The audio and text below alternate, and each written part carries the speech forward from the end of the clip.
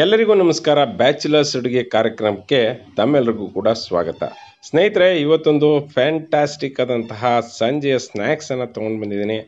ಒಂದು ಸಾರಿ ತಿಂದರೆ ನಿಜಕ್ಕೂ ಕೂಡ ಎಲ್ಲರೂ ಇಷ್ಟಪಡ್ತೀರಾ. ತುಂಬ ಖಾರನೂ ಇಲ್ಲ, ಹಾಗೆ ತುಂಬ ಸಪ್ಪೆನೂ ಇಲ್ಲ. ಹಾಗಾದರೆ ಹೇಗೆ ಮಾಡೋದು ರೆಸಿಪಿ ನೋಡ್ಕೊಂಬರೋಣ ಬನ್ನಿ. ಮೊದಲನೇದಾಗಿ 1 ಕಪ್ನಷ್ಟು ಕಡಲೆ ಹಿಟ್ಟನ್ನು ಒಂದು ಬೌಲ್ಗೆ ಹಾಕ್ಕೊಂಡಿದ್ದೀನಿ. ಹಾಗೆ ಒಂದು 1/4 ಕಪ್ನಷ್ಟು ಅಕ್ಕಿ ಹಿಟ್ಟನ್ನು ಹಾಕ್ಕೊಂಡಿದ್ದೀನಿ. ಸ್ವಲ್ಪ ಉಪ್ಪನ್ನು ಇದಕ್ಕೆ ಆ್ಯಡ್ ಮಾಡ್ತಿದ್ದೀನಿ.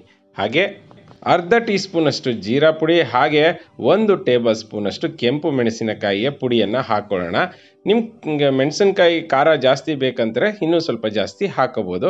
ಹಾಗೆ 1 ಚಿಟಿಕೆಯಷ್ಟು ಸೋಡಾವನ್ನು ಹಾಕ್ಕೊಂಡು ಕ್ಲೀನಾಗಿ ಮಿಕ್ಸ್ ಮಾಡ್ಕೊಳ್ತಾ ಹೋಗೋಣ. ಮಿಕ್ಸ್ ಮಾಡಿದ ನಂತರ ಇದಕ್ಕೆ ಸ್ವಲ್ಪನೇ ನೀರನ್ನು ಹಾಕ್ಕೊಂಡು ಕಲಿಸ್ಕೊಳ್ತಾ ಹೋಗೋಣ. ಒಂದೇ ಸಾರಿ ನೀರು ಹಾಕೋದು ಬೇಡ, ಯಾಕೆಂದರೆ ಒಂದೇ ಸಾರಿ ಹಾಕ್ಬಿಟ್ರೆ ಲಂಪ್ಸ್ ಅಂದರೆ ಗಂಟುಗಳು ಉಟ್ಕೊಬಿಡುತ್ತೆ. ಹಾಗಾಗಿ ನೋಡಿ, ಕಲಸಾಯಿತು. ಈಗ ಸ್ವಲ್ಪ ನೀರನ್ನು ಹಾಕ್ಕೊಂಡು ಕಲಿಸ್ಕೊಳ್ತಾ ಹೋಗೋಣ.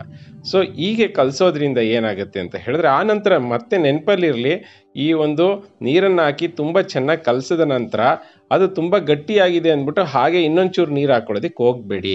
ಯಾಕೆಂತ ಹೇಳಿದ್ರೆ ತುಂಬ ತೆಳ್ಳಗಾಗ್ಬಿಡುತ್ತೆ. ಅದಕ್ಕೋಸ್ಕರ ನೋಡಿ, ಇಷ್ಟು ಪ್ರಮಾಣದಲ್ಲಿ ಇದ್ದರೆ ಸಾಕು. ಆ ಒಂದು ಮೆಣಸಿನಕಾಯಿಯನ್ನು, ಹಸಿರು ಮೆಣಸಿನಕಾಯಿನ ಅಜ್ಜಿ ಎತ್ತಾಕಿದ್ರೆ ಹಾಗೇನೆ ಆ ಒಂದು ಪೇಸ್ಟು ಅಂಟ್ಕೊಂಡಿರಬೇಕು, ಆ ರೀತಿಯಲ್ಲಿ ಇರಬೇಕು. ಎಣ್ಣೆ ಕಾದ ನಂತರ ನೀವು ಕಟ್ ಮಾಡ್ಕೊಂಡಿರೋಂತಹ ಈ ಒಂದು ಬಜ್ಜಿ ಮೆಣಸಿನಕಾಯಿಗಳನ್ನು ಇದಕ್ಕೆ ಅಜ್ಜಿ ಹಾಕೊಂಡ್ರೆ ಸಾಕು. ಸ್ನೇಹಿತರೆ, ಈ ಮೆಣಸಿನಕಾಯಿನ ಕಟ್ ಮಾಡುವಂಥ ವಿಧಾನ ಆ್ಯಕ್ಚುಲಿ ಡಿಲೀಟ್ ಆಗಿಬಿಟ್ಟಿದೆ.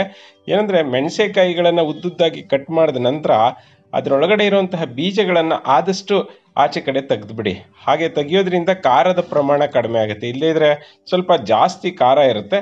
ಖಾರ ತಿನ್ನೋರಿಗೆ ನೋ ಪ್ರಾಬ್ಲಮ್, ಹಾಗೆ ಇರಲಿ. ಬಟ್ ಖಾರ ಕಡಿಮೆ ತಿನ್ನೋರಿಗೆ ಈ ಒಂದು ಟಿಪ್ಸನ್ನು ನೆನಪಲ್ಲಿ ಇಟ್ಕೊಳ್ಳಿ. ಈ ರೀತಿಯಲ್ಲಿ ಬೀಜಗಳನ್ನು ಉದುರಿಸೋದ್ರಿಂದ ಆ ಖಾರದ ಪ್ರಮಾಣ ತುಂಬಾ ಕಡಿಮೆ ಆಗುತ್ತೆ. ನೋಡಿದ್ರಲ್ಲ ಸ್ನೇಹಿತರೆ, ಎಷ್ಟು ಚೆನ್ನಾಗಿದ್ದಾವೆ ಅಂತ. ಇದನ್ನು ಜಾಸ್ತಿ ಉರಿಯಲ್ಲೂ ಕೂಡ ಬೇಯಿಸಬಾರ್ದು. ಬೇಗ ಒಳಗಡೆ ಬೆಂದಿರೋದೇ ಇಲ್ಲ, ಹೊರಗಡೆ ಕಪ್ಪಾಗ್ಬಿಡುತ್ತೆ. ಹಾಗಾಗಿ ನಿಧಾನಕ್ಕೆ ಬೇಯಿಸ್ಕೊಳ್ಳಿ. ನೋಡಿದ್ರಲ್ಲ ಸ್ನೇಹಿತರೆ, ಇವತ್ತು ನಾವು ಮಾಡಿದಂತಹ ಈ ಒಂದು ಸಣ್ಣ ಪ್ರಯತ್ನ ನಿಮಗೆಲ್ಲ ಇಷ್ಟ ಆಯಿತು ಅಂದ್ಕೊಳ್ತೀನಿ. ಇಷ್ಟ ಆಗಿದ್ರೆ ಲೈಕ್ ಬಟನ್ನ ಹಿಟ್ ಮಾಡಿ, ನಮ್ಮ ಚಾನಲ್ಗೆ ಸಬ್ಸ್ಕ್ರೈಬ್ ಆಗೋದನ್ನು ಮರಿಬೇಡಿ ಸ್ನೇಹಿತರೆ. ಇವತ್ತಿನ ಪ್ರಶ್ನೆ ಏನಪ್ಪ ಅಂತ ಹೇಳಿದ್ರೆ, ನಾನು ಈ ವಿಡಿಯೋದಲ್ಲಿ ಯಾವ ಒಂದು ಭಾಗವನ್ನು ಮಿಸ್ ಮಾಡಿದ್ದೀನಿ ಅಂತ ಹೇಳಬೇಕು. ಜೈ ಹಿಂದ್, ಜೈ ಕರ್ನಾಟಕ ಮಾತೆ.